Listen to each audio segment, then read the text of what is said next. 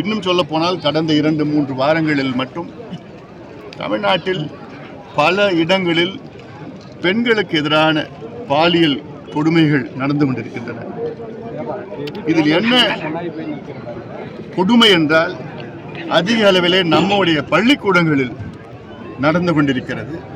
அதிலும் அதைவிட மிக மோசமான ஒரு கொடுமை என்றால் ஆசிரியர்களால் நடத்தப்படுகிறது. அதாவது மாதா பிதா குரு தெய்வம் என்று சொல்வார்கள். அந்த அளவுக்கு ஆசிரியர்கள் உயர்ந்த நிலையிலே இருக்கின்ற ஆசிரியர்கள் அவர்களால் மாணவிகளுக்கு இது போன்ற பாலியல் சீற்றங்கள், தொந்தரவுகள், கொடுமைகள் எல்லாம் நடைபெறுவது எங்களால் ஏற்றுக்கொள்ள முடியவில்லை. தமிழ் சமுதாயத்தால் ஏற்றுக்கொள்ள முடியல, யாராலும் ஏற்றுக்கொள்ள முடியாது.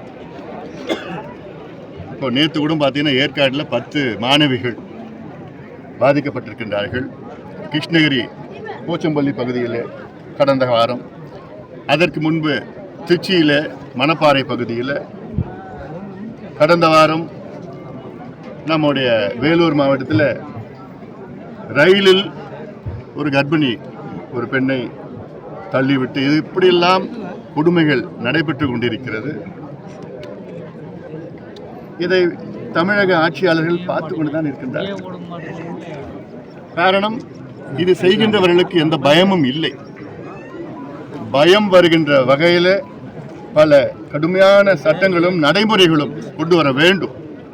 அதை நடைமுறைப்படுத்த வேண்டும். சட்டங்கள் இருக்கிறது, அதை நடைமுறைப்படுத்த தவறி கொண்டிருக்கிறார்கள். அதற்கு இன்னொரு முக்கியமான ஒரு காரணம் என்றால், எங்கே பார்த்தாலும் கஞ்சா வித்துட்டு இருக்கிறாங்க தமிழ்நாட்டில். போதைப் பொருளும் கஞ்சாவும் எங்கே பார்த்தாலும் கிடைக்குது. அதுதான் மிக மோசமான ஒரு சூழல்.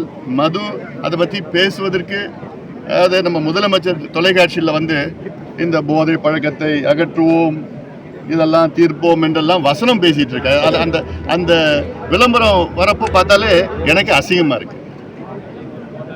ஏன்னா இவங்க தான் சாராயத்தை விற்கிறாங்க, டாஸ்மாக் கடையை ஊக்குவிக்கிறாங்க, டாஸ்மாக் கடையை அதிகப்படுத்துகிறாங்க. ஆனால் அப்படியே அதே முதலமைச்சர் விளம்பரத்துக்காக போய் போதை, மதுவும் தான் ஒரு போதை. போதை பொருட்கள் மட்டும் போதை கிடையாது, மதுவும் தான் போதை.